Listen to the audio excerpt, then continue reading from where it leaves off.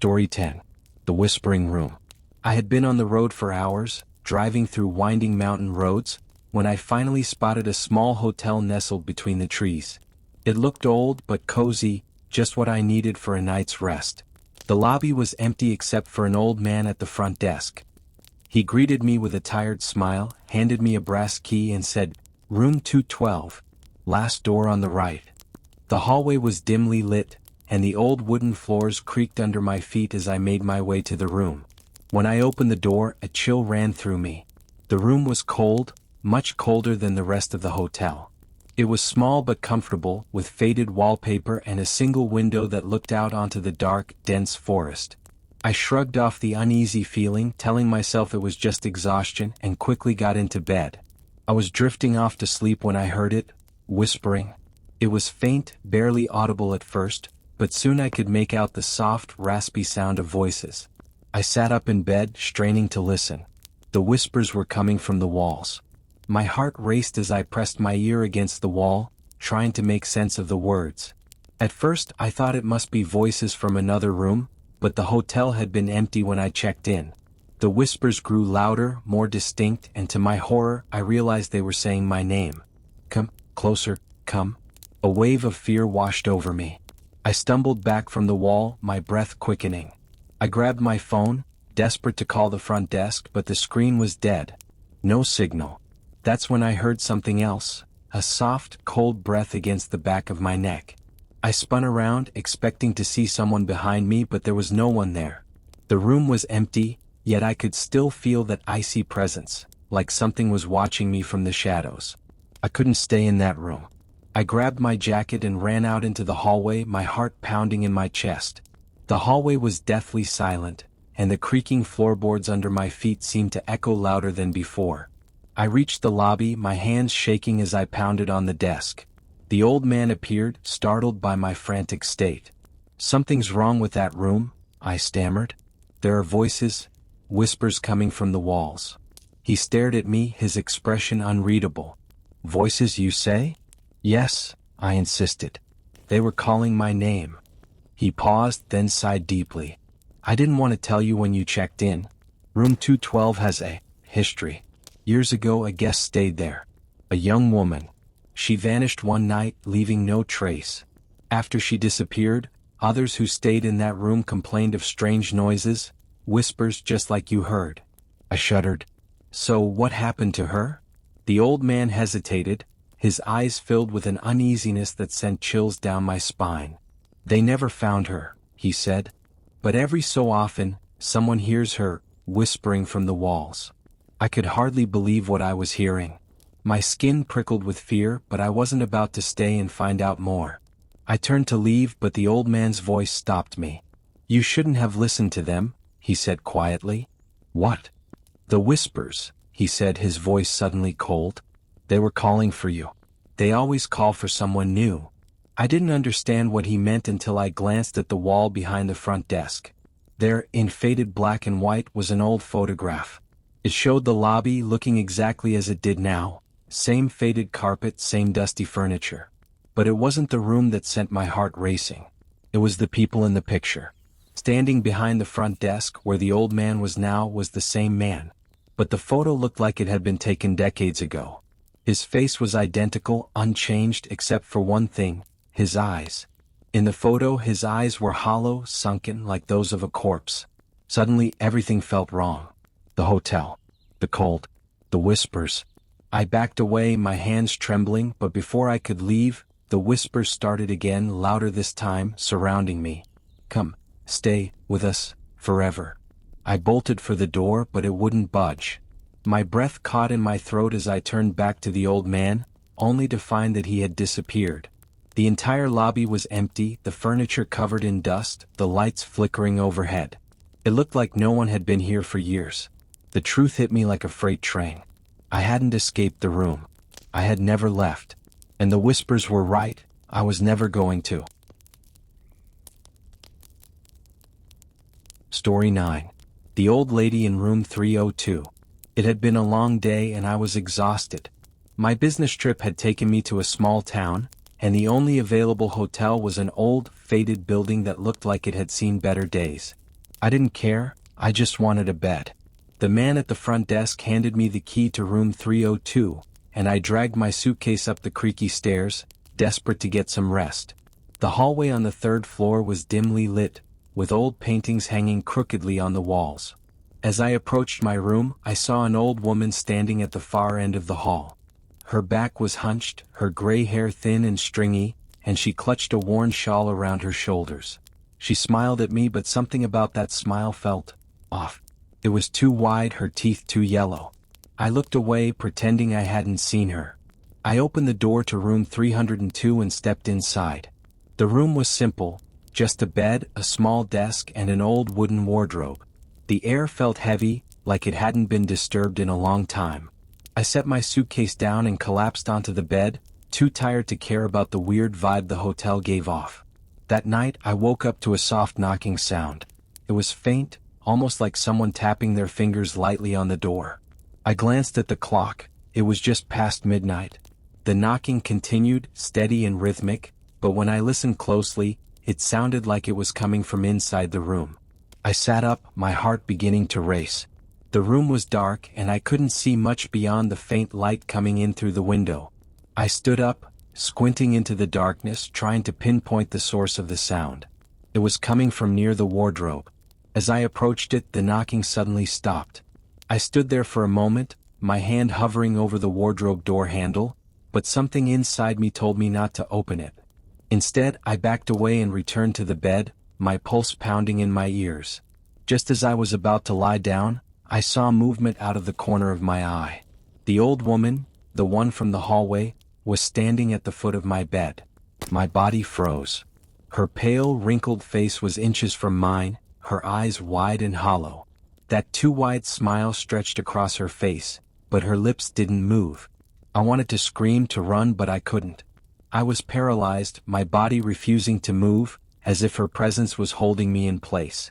The silence stretched on, the room filled with a tension so thick I could hardly breathe. And then, without warning, she began to move. Slowly, painfully, she crawled onto the bed, her bony fingers reaching toward me.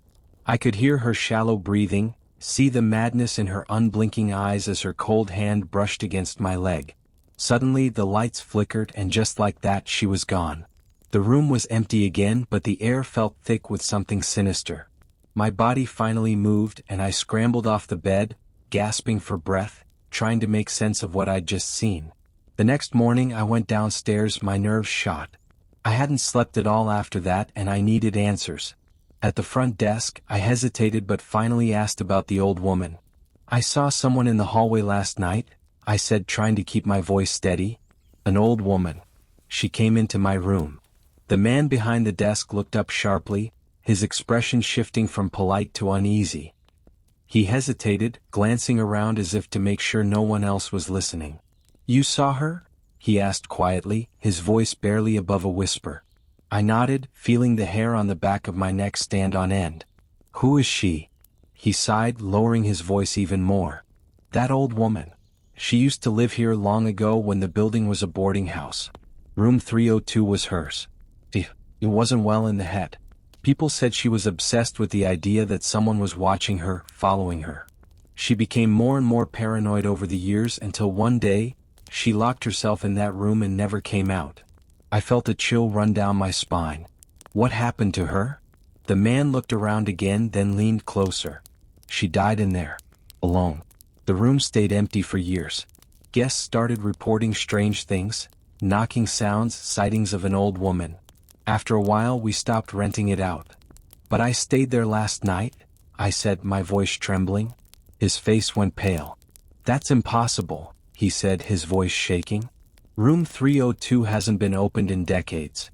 It's been locked ever since the day they found her." I felt a wave of confusion wash over me. "No, I stayed there last night. You gave me the key." The man's eyes widened with fear. "No one has a key to that room," he whispered. "Not anymore." I stumbled back, my mind racing. How could I have stayed in a room that was supposed to be locked? I ran up the stairs, desperate to see for myself. I stopped in front of room 302, my hand shaking as I reached for the door handle. It wouldn't turn. The door was locked. I stared at the number on the door, my heart pounding. This was the room I had slept in. I was sure of it. But no matter how hard I tried, the door wouldn't budge. I ran back downstairs, breathless, and demanded answers. The receptionist's face was ashen. "You didn't stay in room 302, he said softly. "You stayed in 301. The room next to hers." I blinked, confusion clouding my thoughts. But the old woman, she was in my room. The man's voice shook as he spoke again. "She never left room 302. She's still there, waiting. She's always waiting for someone to open the door." A wave of cold terror washed over me as the realization hit me. The woman I had seen, the one who crawled onto my bed, she hadn't come into my room from the hallway. She had come through the wall. Room 302 hadn't been empty after all.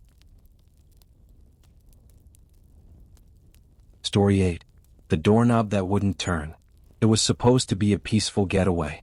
I had booked a weekend stay at a small hotel by the beach, looking forward to some quiet time away from the city. The hotel was old but charming, the kind of place that looked like it had been there forever. I was given a room on the second floor, number 207, which had a view of the ocean. Everything seemed perfect at first. After settling in, I decided to take a walk on the beach. The sun was setting and the waves gently lapped at the shore. It was peaceful, exactly what I needed. By the time I returned to the hotel, the sky had turned dark, and the sound of the waves echoed faintly in the distance. I reached for my room key, but when I tried to open the doorknob wouldn't turn. I jiggled the key, tried it again, but the door stayed firmly shut. Frustrated, I gave it a harder twist, thinking the lock might be jammed, but it was no use. The door was stuck. Sighing, I made my way downstairs to the front desk to ask for help. The woman at the desk gave me a strange look when I explained the problem. "That's odd," she said, grabbing a spare key. "Let me check it for you." She followed me back upstairs, and this time when she inserted the spare key, the door opened easily. I felt a little embarrassed as I stepped into the room, but then as I looked around, something seemed wrong. The room was a mess. My suitcase, which I had left neatly packed by the bed, was ripped open, clothes strewn across the floor. The bed, once perfectly made, was now in disarray, sheets crumpled and blankets torn.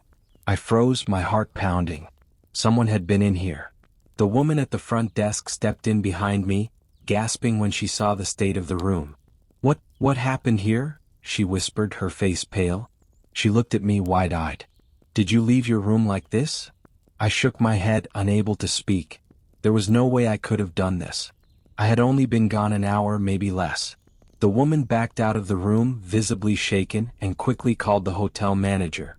Within minutes, the manager, a middle-aged man with a stern expression, arrived.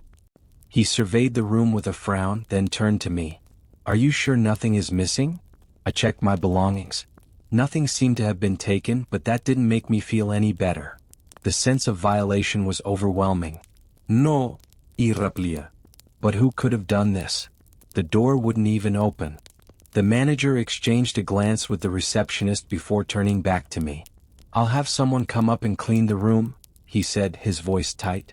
"We'll look into it, but I can assure you this is highly unusual." As the cleaning staff arrived, I stepped out into the hallway, my mind racing. The receptionist stayed with me, her face still pale with unease. "This doesn't happen here," she said quietly. "We've never had anything like this before." But the way she said it didn't sound convincing.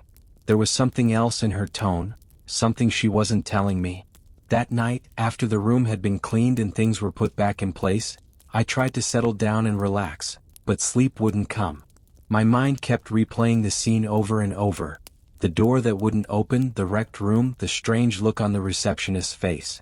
There was something off about this hotel, something I couldn't shake. Around midnight, I heard a sound.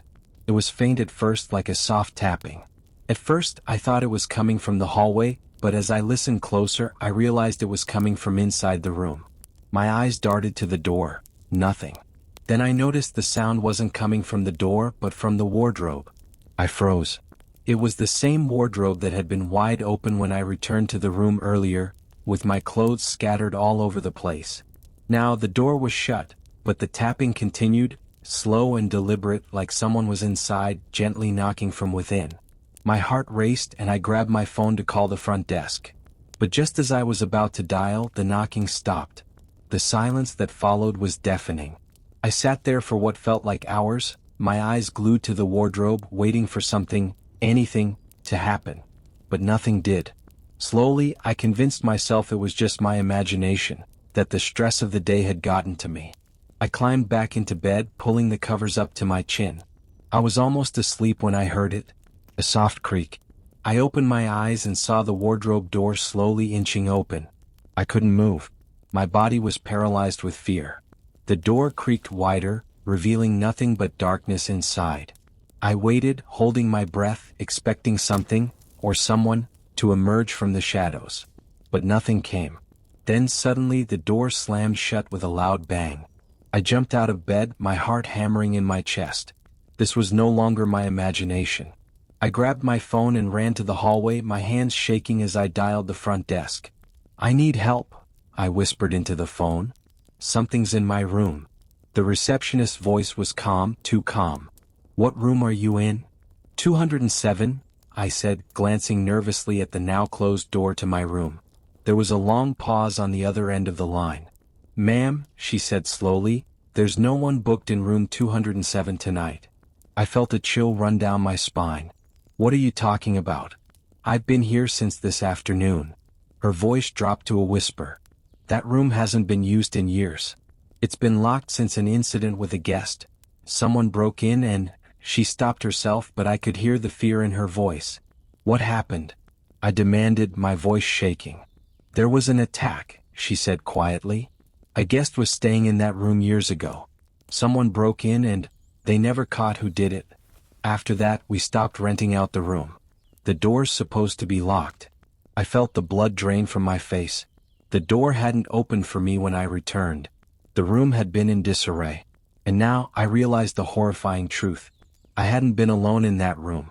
Whatever, or whoever, had been locked inside was still there.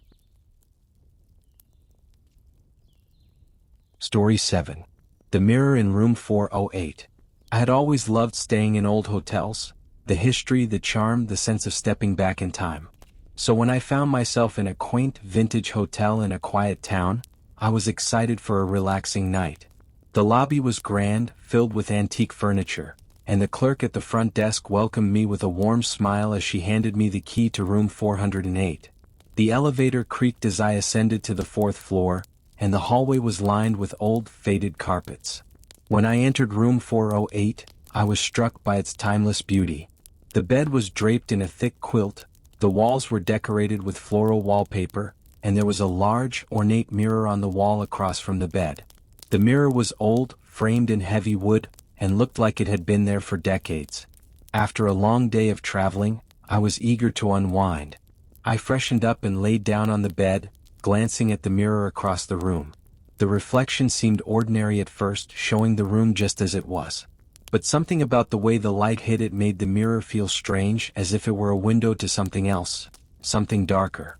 I brushed off the feeling, blaming it on my exhaustion, and quickly drifted off to sleep. I woke in the middle of the night with a strange sensation like I was being watched. My heart raced as I opened my eyes. The room was dark, but the mirror seemed to shimmer, reflecting not just the room but something else, movement. I stared at it, trying to understand what I was seeing. At first, it was faint, like a shadow in the corner of my vision. But as I watched, the reflection in the mirror became clearer. A figure, tall, thin, and dark, was standing in the corner of the room just out of the mirror's frame. My breath caught in my throat. I quickly turned to look at the corner of the room where the figure should have been standing. Nothing. I looked back at the mirror. The figure was still there, watching me. I sat up in bed, my body tense with fear. I didn't know what to do. I wanted to scream, to run, but I couldn't move. My eyes were locked on the reflection, unable to look away. The figure didn't move, it just stood there, silent, watching me. The air in the room felt heavy, and the longer I stared, the more I felt like something was wrong, like the room in the mirror wasn't the same as the room I was in. It looked identical, but the atmosphere was different. Darker. Colder. And then I realized, the reflection wasn't just showing the room as it was now. It was showing something else. I blinked, trying to clear my head, but when I looked back at the mirror, my heart nearly stopped. There was someone lying in the bed, my bed, in the reflection. It wasn't me. It was a woman. Her skin was pale, her hair long and dark, and her eyes were wide open, staring right at me. I gasped, my blood running cold, and whipped around to look at the bed. But there was no one there. The bed was empty. I turned back to the mirror, my hands shaking. The woman was still there, lying in the reflection of the bed, her eyes fixed on mine, her mouth slowly curling into a twisted smile. I stumbled back, my breath coming in quick, shallow gasps. The mirror, this wasn't just a reflection. It was something else. Something wrong. My mind raced, trying to make sense of what was happening. I had to get out of there. I grabbed my phone, my fingers trembling as I dialed the front desk. "Hello?" The clerk's voice was groggy, like I had woken her up. "I need to leave this room," I stammered. "There's something in the mirror. There's someone in here." There was a pause on the other end of the line. Then the clerk's voice became quiet, almost apologetic. "Room 408? She asked softly. "Yes," I whispered, my eyes darting back to the mirror, where the woman's smile had grown even wider. Another pause. "I'm sorry," she said finally. "You shouldn't have been put in that room." "What do you mean?" I demanded, panic rising in my throat. "There's a reason we don't rent out room 408 anymore," she said, her voice barely above a whisper. "There was a woman, a guest, who stayed there many years ago. She didn't leave. They found her lying in the bed just like how you're describing. She died there, and ever since then guests who stay in that room, they see her." I felt a cold dread settle over me. "See her? What do you mean?" "She's trapped," the clerk said quietly. "Trapped in the mirror. Sometimes she reaches out to people, tries to pull them in." I couldn't breathe. I looked at the mirror again, and this time the woman in the reflection wasn't smiling. She was moving, slowly sitting up, her hand reaching out toward me. "I need to leave," I whispered, my voice barely audible as the room seemed to close in around me. "Please get me out of here." "I'm coming up," the clerk said quickly. "Stay away from the mirror. Don't look at her." But it was too late. The woman's hand was pressed against the glass now, her fingers curling as if she were trying to break through. I stumbled backward, my heart pounding in my chest. I had to leave. I had to get out of this room. But as I turned to run, I felt a cold gust of air sweep through the room.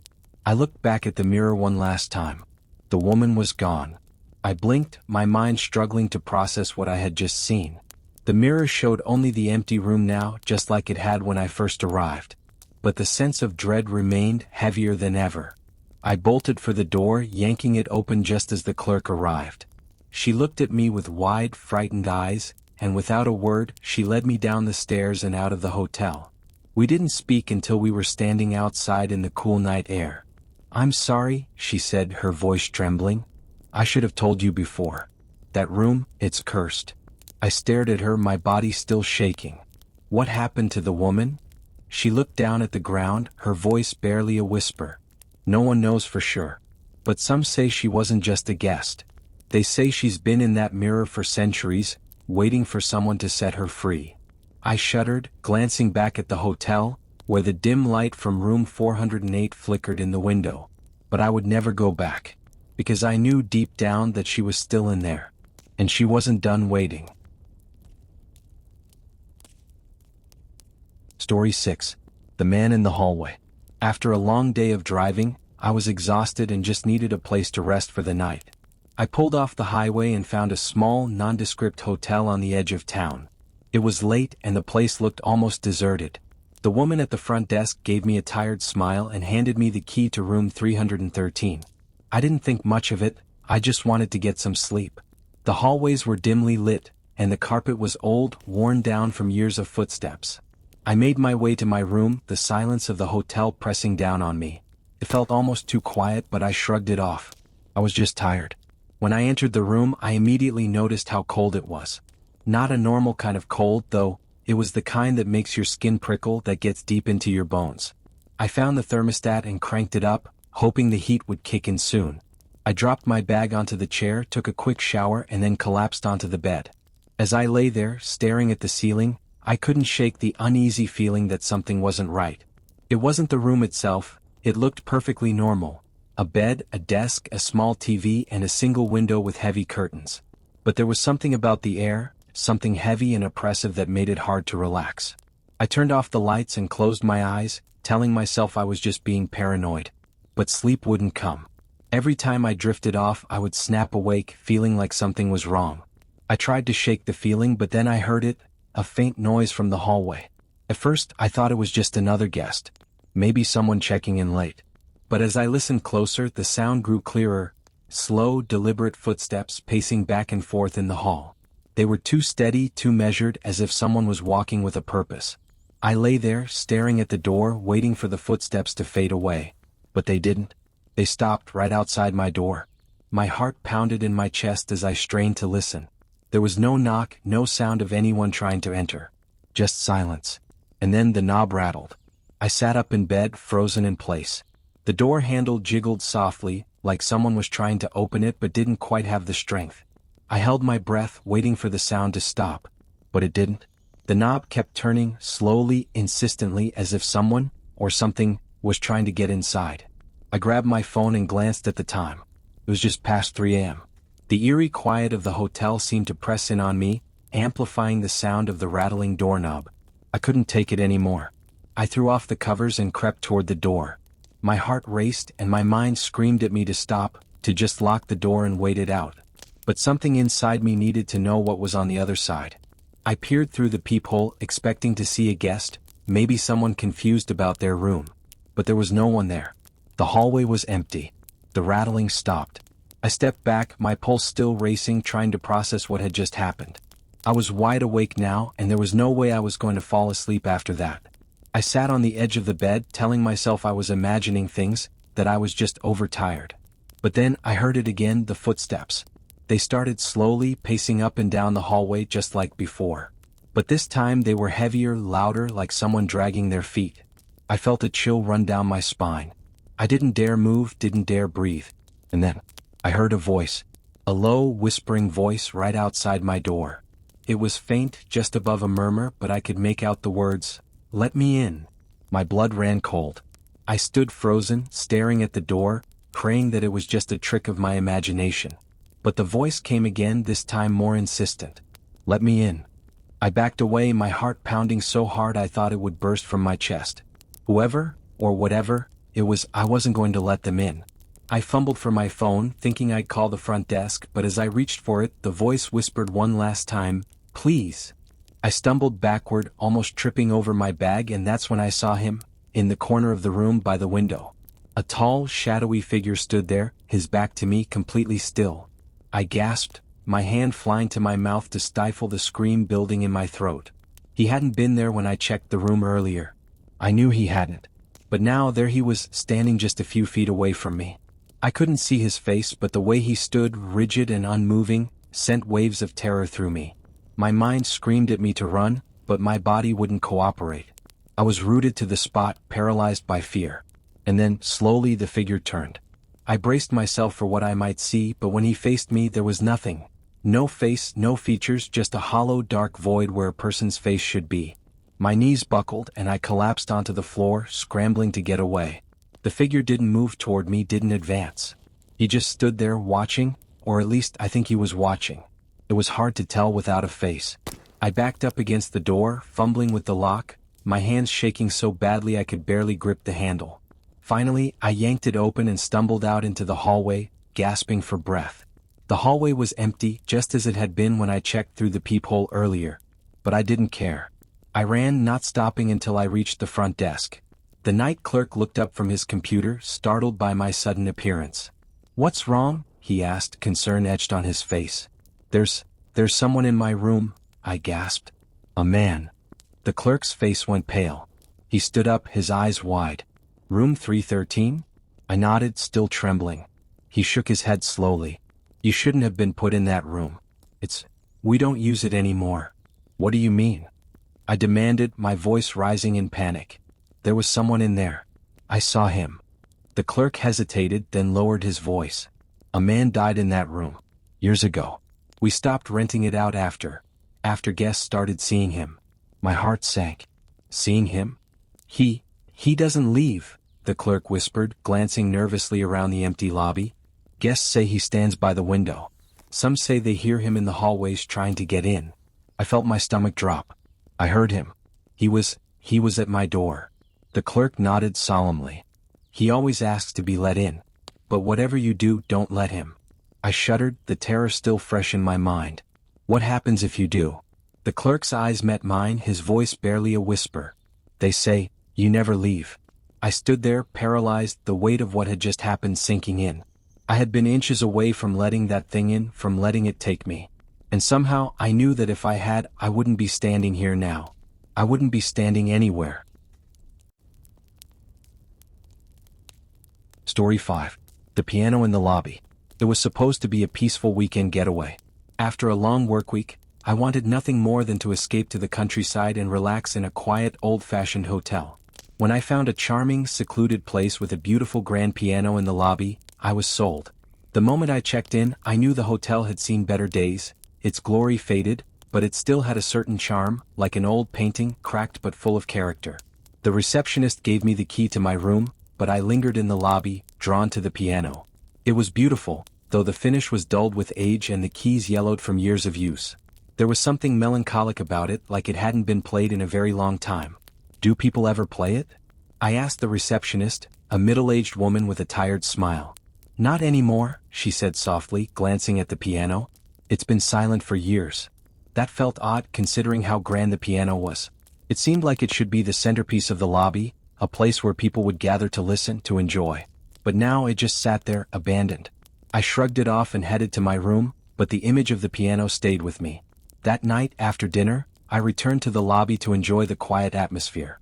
The room was dimly lit, with flickering candles casting long shadows across the walls. I sat in one of the armchairs near the fireplace, sipping tea, when I noticed something strange. Music. Soft, distant music, the notes faint but unmistakable. It was the sound of the piano, gently playing a haunting melody. I froze, the cup of tea trembling in my hand.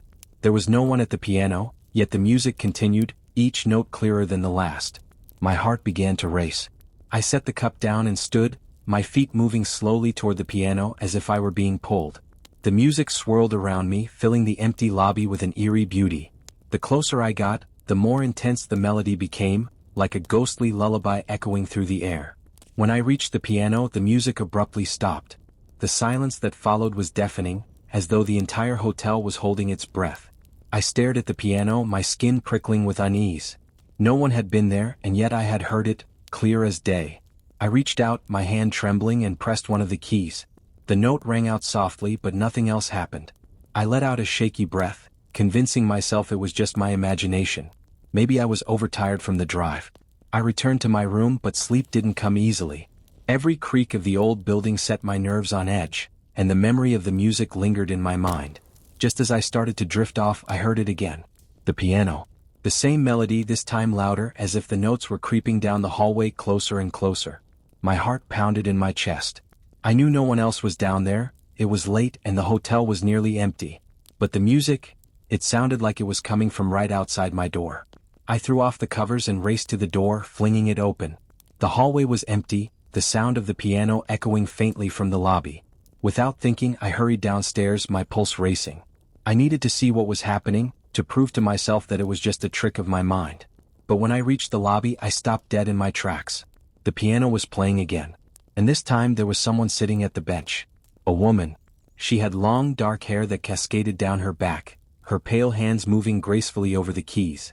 She was dressed in an old-fashioned gown, like something out of a black-and-white movie.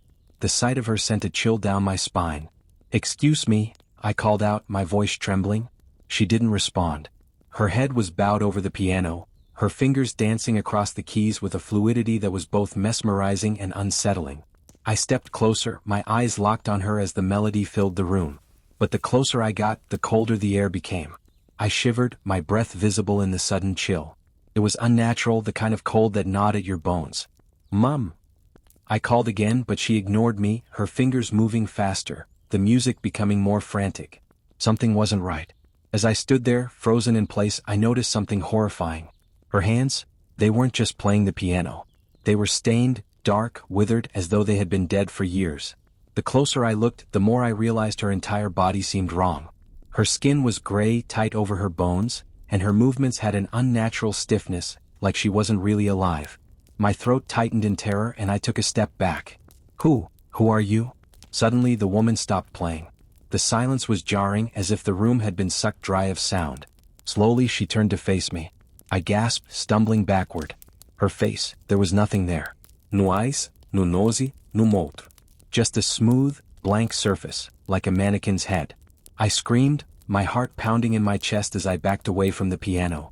The woman stood up, her head tilting slightly as though she were watching me, or listening. Then she took a step toward me. I turned and bolted for the staircase, my feet barely touching the ground as I ran. Behind me, I could hear the faint sound of the piano keys being pressed again, like she was chasing me with her music. When I reached my room, I slammed the door shut, locking it with shaking hands. I collapsed against the door, my breath coming in ragged gasps. The hotel was deathly silent again, but I knew I wasn't alone.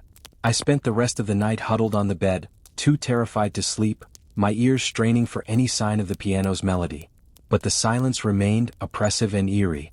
The next morning I packed my things and hurried downstairs. The receptionist was at her desk, looking as tired as ever. I glanced at the piano, half expecting to see the woman sitting there again. But the bench was empty. "I heard the piano last night," I said cautiously, watching her reaction. She looked at me, her face paling. "The piano?" I nodded. There was a woman. She was playing it. The receptionist's eyes widened. She leaned forward, her voice barely a whisper. "You saw her?" My stomach dropped. "Who was she?" The woman hesitated, glancing around nervously. "That piano? It hasn't been played in years. Not since the owner's daughter died. She used to play every night, even after the guests went to bed." I felt a chill run down my spine.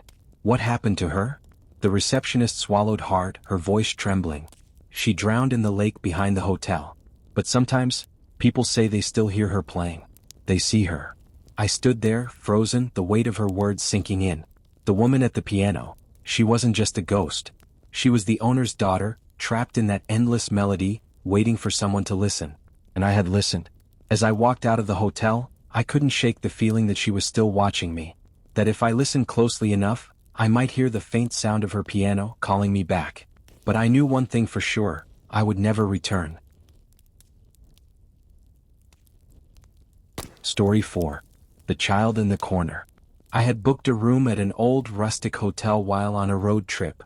It wasn't anything special, just a small place nestled in a quiet town. When I arrived, the air was thick with history. The wooden floors creaked, and the walls were adorned with old photos of the hotel from decades ago. The receptionist, an elderly woman with glasses perched on the tip of her nose, handed me the key to room 204. She gave me a strange look as I turned to leave, but I brushed it off. It had been a long day and all I wanted was a hot shower and some rest. When I got to the room, it looked like any other hotel room. Simple, with a bed, a small desk, and a single window overlooking the parking lot. I unpacked a few things, grabbed a quick shower, and climbed into bed. As I lay there, I couldn't shake the feeling that something was off. The room was too quiet, like the silence had a weight to it. I brushed it off as my nerves from traveling and rolled over, closing my eyes. Not long after, I started to drift off when I heard something. It was faint at first, just a soft, barely audible sound like someone whispering. I sat up, blinking in the darkness, straining to listen. The whispering stopped. I told myself it was just the pipes or maybe the wind outside, but the uneasy feeling in my gut told me otherwise. I glanced at the clock, 2:15 a.m. I lay back down, but sleep wouldn't come. Every little noise seemed magnified. The creak of the bed, the hum of the air conditioner, even my own breathing felt loud in the stillness of the room. And then I heard it again, whispering. This time it was clearer. I sat up again, my heart racing. The sound seemed to be coming from the far corner of the room, near the old wooden chair that sat facing the wall. The chair had been there when I entered, but now it looked like it was turned slightly. I hadn't noticed it earlier. I rubbed my eyes, telling myself it was nothing, just my imagination playing tricks on me. But then I heard it again, whispering, followed by a soft giggle. I froze. It sounded like a child's voice. I stared at the corner of the room where the chair sat, the shadows around it deep and unnerving. My heart pounded in my chest. I was alone.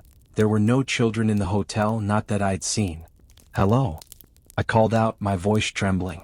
The whispering stopped, replaced by a suffocating silence. I sat there, staring at the corner, my skin crawling. The air felt thick and heavy, like something was watching me. But I couldn't see anything. I told myself to stop being ridiculous, that there was no one there, but the sense of dread gnawed at me. Something wasn't right. I grabbed my phone and turned on the flashlight, aiming it at the corner where the sound had come from. The light flickered for a moment before settling. And that's when I saw it. A small figure. It was a child, a little boy, sitting in the chair, his face turned toward the wall. His clothes were old-fashioned, like something out of the early 1900s, and his hair was dark, almost covering his eyes. I gasped, nearly dropping my phone. My heart pounded in my chest as I struggled to make sense of what I was seeing. Who are you?"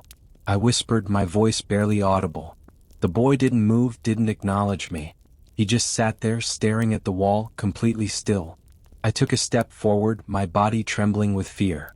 I wanted to leave, to run, but I couldn't tear my eyes away from him. "Are you lost?" I asked, my voice shaking. The boy slowly turned his head toward me, and that's when I saw his face. My blood turned to ice. His eyes, they were hollow, dark, like black pits, and his skin was pale, almost translucent. He didn't blink, didn't speak, just stared at me with those empty, soulless eyes. I stumbled backward, my breath coming in short, panicked gasps. What do you want?" The boy smiled then, a slow, eerie smile that made my stomach twist in fear. He pointed to the floor near the chair, his small hand shaking slightly. I hesitated, my legs refusing to move. I knew I should leave, but something compelled me to look. With trembling hands, I shone the light toward the floor where he pointed. At first I didn't see anything, but then I saw it. A small patch of the floor was stained dark, like something had been spilled there long ago. I knelt down slowly, my heart racing, and touched it. The wood was cold, unnaturally cold, and as my fingers brushed against it, a horrible realization dawned on me. It wasn't just a stain. It was blood.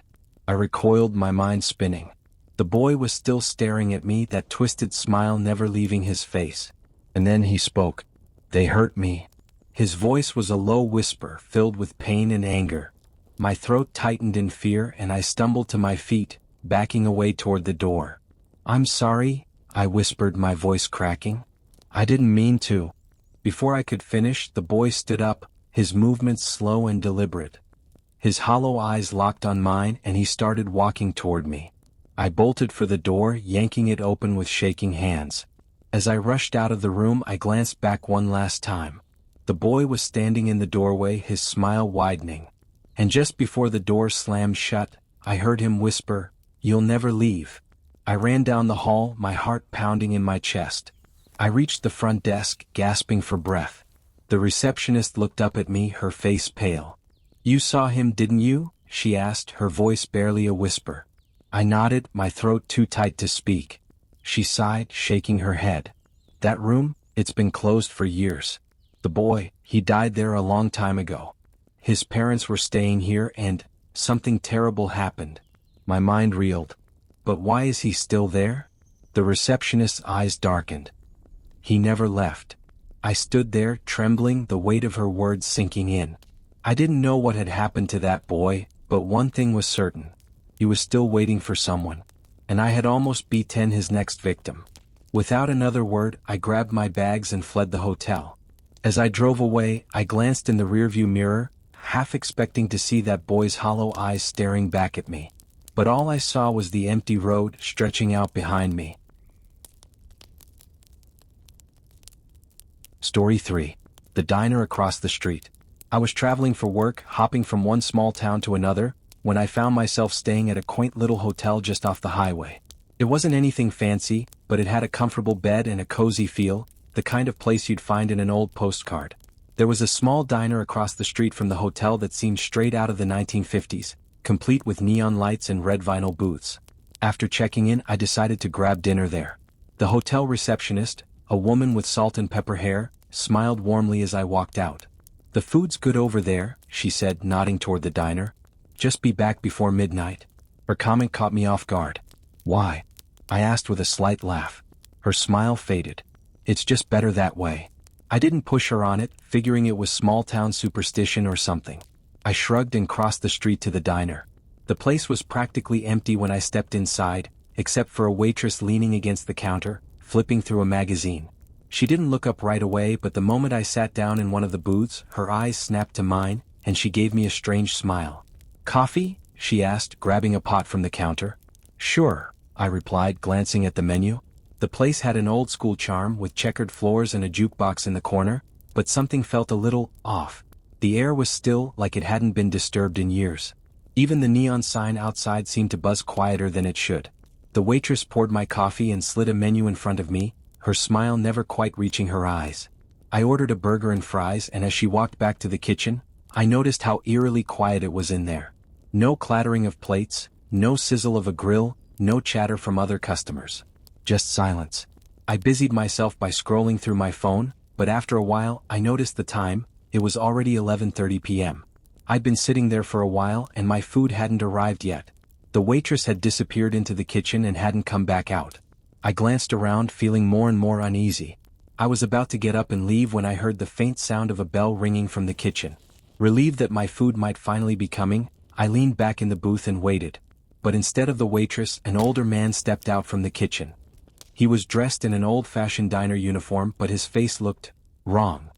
His skin was pale, almost gray, and his eyes were sunken, as though he hadn't slept in years. He moved slowly, shuffling toward me, carrying a plate in his bony hands. He placed the plate in front of me, but I couldn't bring myself to look at the food. I was too busy staring at him, my heart racing. Something about him was deeply unsettling, like he didn't quite belong here. "Here you go," he said in a low, gravelly voice, his eyes locking onto mine for a moment before he shuffled back toward the kitchen. I sat there, frozen, my pulse quickening. The burger and fries sat untouched in front of me, but I had completely lost my appetite. I glanced at the clock. It was 11:45 p.m. I remembered the receptionist's words about being back before midnight, and suddenly, I felt an overwhelming urge to leave. I stood up, tossing some money onto the table, and hurried out of the diner. As I stepped outside, the cold night air hit me, and I realized just how quiet the street had become. The neon lights of the diner flickered, casting eerie shadows on the pavement. I glanced back at the diner, my stomach tightening with fear. Through the large front window I saw the old man again. He was standing behind the counter, staring at me. But then I noticed something else. There were more people in the diner now. They were sitting in the booths, all facing me, their faces blank and expressionless. It was as if they had appeared out of nowhere. And every single one of them was watching me, their eyes hollow and cold. My heart raced, and I quickly crossed the street, practically sprinting back to the hotel. As I reached the door, I glanced over my shoulder one last time. The people inside the diner hadn't moved. They were still sitting there, their eyes fixed on me. But there was something even more terrifying. The sign on the diner had changed. Where it once read, "Open 24 hours, the neon letters now flickered ominously, spelling out something else. "Closed forever." I rushed inside the hotel, slamming the door behind me. The receptionist was still at the front desk, and when she saw the look on my face, she didn't need to ask what happened. "You went in after dark, didn't you?" she asked quietly. I nodded, trying to catch my breath. What is that place?" The woman sighed deeply, shaking her head. "That diner? It's not really there anymore. Hasn't been open in years. People who go in after dark, they don't usually come back." I stared at her, disbelief flooding my mind. But I was just there. I saw people. "They're not people," she cut in, her voice trembling. "Not anymore. The diner burned down years ago, along with the staff and customers inside. Every now and then, someone sees it, goes inside. If they're lucky, they get out before midnight." I felt a cold shiver run down my spine. But what if I hadn't left? The receptionist looked at me, her eyes dark and serious. "Then you'd be one of them by now." I stood there, speechless, the weight of her words sinking in. My legs felt weak, my heart still racing. The people I had seen, they weren't real. Or at least they weren't alive. I didn't sleep at all that night. Every sound outside my hotel room sent chills down my spine. I kept thinking about those hollow eyes, the empty stairs, and that diner. That cursed diner. The next morning, I left the town as quickly as I could. As I drove down the highway, I couldn't help but glance in the rearview mirror, half expecting to see that diner looming in the distance. But it was gone. All that was left was an empty lot, overgrown with weeds, and a faded "for sale" sign barely visible through the tangled brush. Yet even now, as I think about it, I can still feel their eyes on me, The customers, the staff, and the old man behind the counter. They're still waiting. Waiting for someone to sit down, order, and never leave. Story 2. The woman in room 313. I was exhausted from a long day of traveling, so when I finally arrived at the hotel late at night, all I wanted was to get to my room and crash. The place was old and not in the charming historical kind of way. The carpets were worn, the walls were faded, and the faint smell of mildew lingered in the air. But it was cheap and I didn't care much about anything except getting some sleep. The receptionist, a thin man with deep-set eyes, handed me the key to room 313. He seemed distracted, his eyes flickering toward the hallway as if he were watching something that I couldn't see. Before I turned to leave, he muttered something under his breath. "Keep your door locked, at all times." I paused, glancing back at him, but he just gave me a tight-lipped smile. I brushed it off, chalking it up to another oddity in an already strange hotel. The elevator ride up was painfully slow, and the lights flickered as I reached the 3rd floor. The hallway stretched out before me, dimly lit with a long line of doors on either side. The air felt colder up here, the silence unnerving. I found my room and quickly let myself in, feeling a strange sense of relief as the door clicked shut behind me. Room 313 was simple, just a bed, a small table, and an old TV on a dresser. I dropped my bag, kicked off my shoes, and collapsed onto the bed without even bothering to unpack. The mattress creaked under my weight and I sighed, closing my eyes.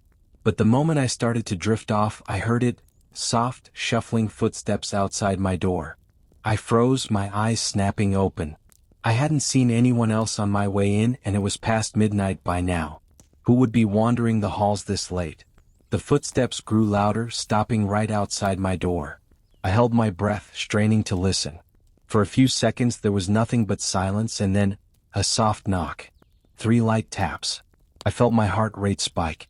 I sat up slowly, staring at the door, unsure of what to do. My mind raced through possibilities. Maybe it was another guest who had the wrong room. Maybe it was someone from the hotel staff.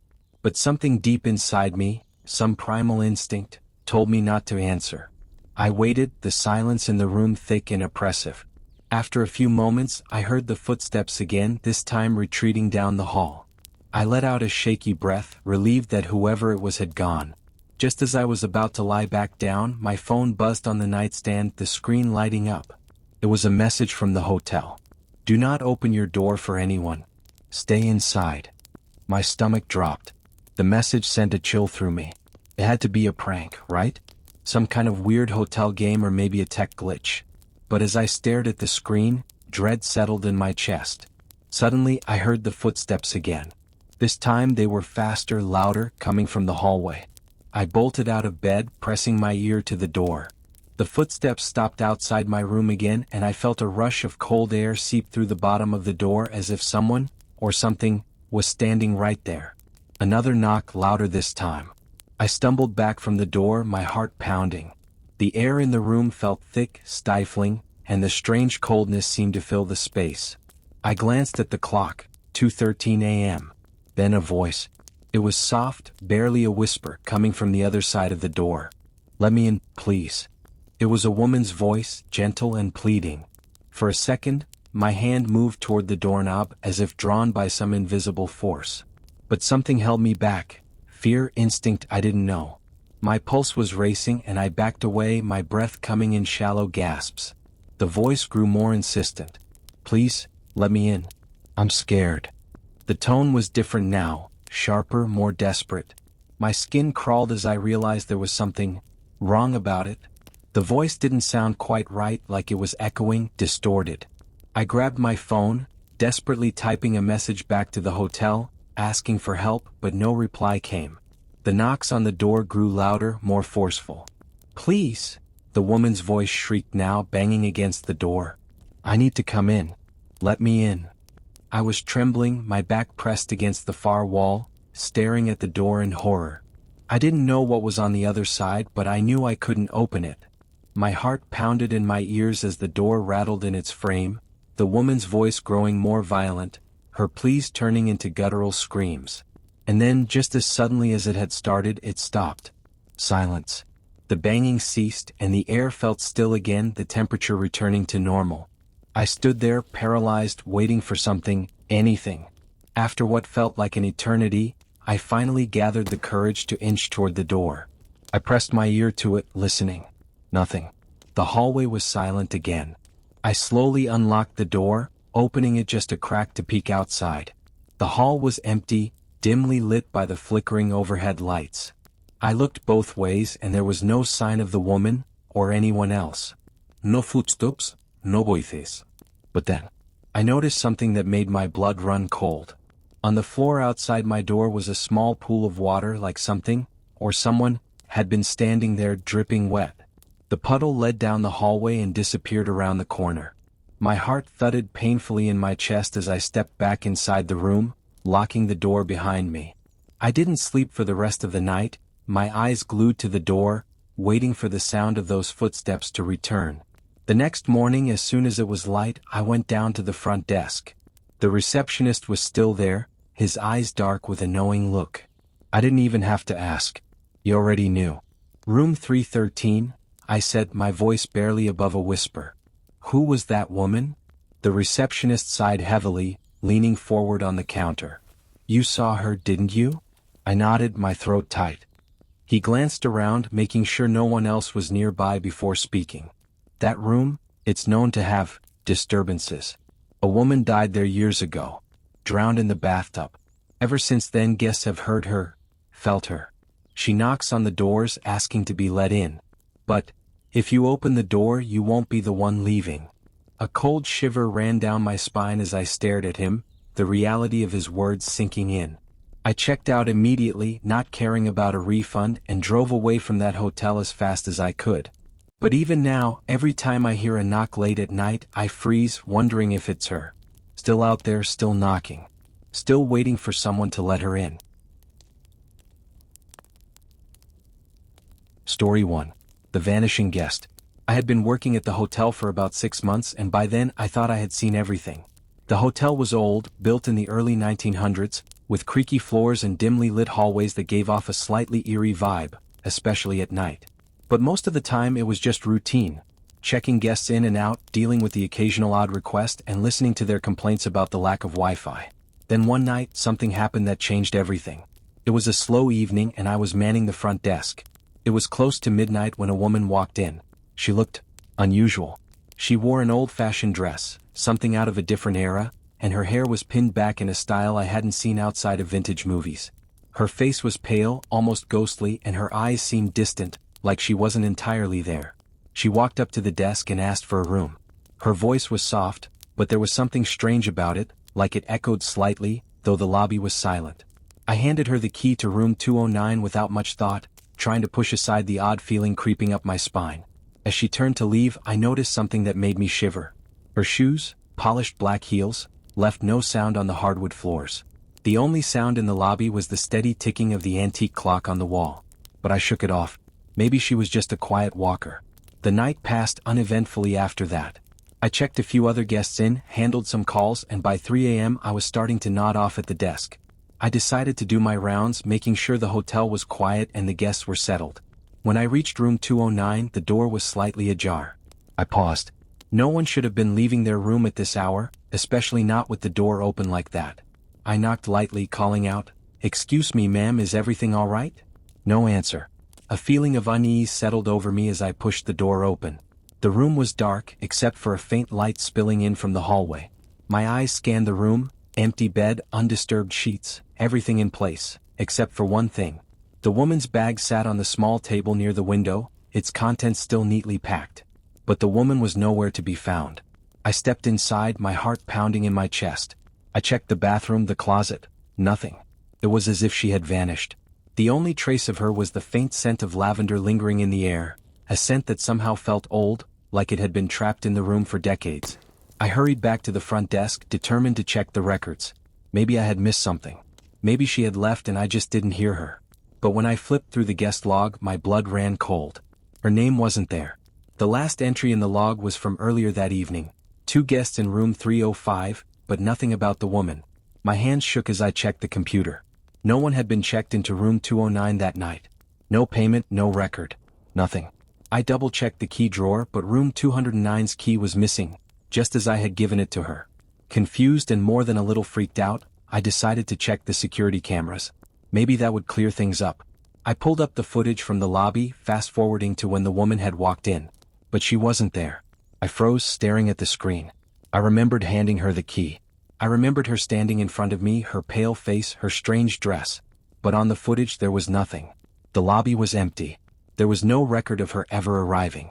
I felt a cold chill run down my spine. I replayed the footage several times, convinced that the system had glitched. But no matter how many times I watched, there was no sign of her. I sat there in the dim glow of the monitor, my mind racing, trying to make sense of what was happening. Was I imagining things? Had I dreamed it all up in my exhaustion? But no, the key to room 209 was still missing, and her bag was still sitting in the room upstairs. That much was real. I decided to call my manager despite the late hour. I didn't know how else to explain what had happened. He answered groggily, and when I told him the story, there was a long silence on the other end of the line.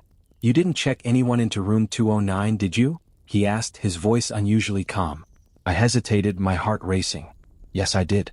She came in around midnight." "Why?" Another pause, this one longer. "You're not the first," he finally said, his voice barely above a whisper. "Every few months someone comes in asking for that room. A woman. Well, old-fashioned. They check in and then they disappear. No record, no sign of them on the cameras. Just gone." I stared at the phone in disbelief. "What are you saying?" "She doesn't exist," he said softly. "Not anymore. There was a woman, decades ago. She stayed in room 209, but she never left. She died there alone. Ever since then, guests and staff have seen her. Some say she's looking for something. Others think she's just lost." My heart thudded painfully in my chest as I listened, the cold realization sinking in. "I've seen her," I whispered. "She'll be gone by morning," my manager said. "She always is. But if I were you, I'd avoid room 209 from now on." I didn't sleep that night. I couldn't. I kept replaying everything in my head. The woman's hollow eyes, the way she seemed to glide across the floor, the missing entry in the log. And the terrifying truth that I had checked in a ghost. The next morning I went up to room 209. The door was closed, and when I unlocked it, the room was completely empty. The bag that had been on the table was gone. The scent of lavender vanished, as if she had never been there. But the key to room 209 was back in the drawer at the front desk, neatly placed in its spot. I never spoke about it again, and I always made sure to avoid room 209. But even now, every time I walk by that door, I swear I can feel her presence. Still there, still waiting for someone to check her in.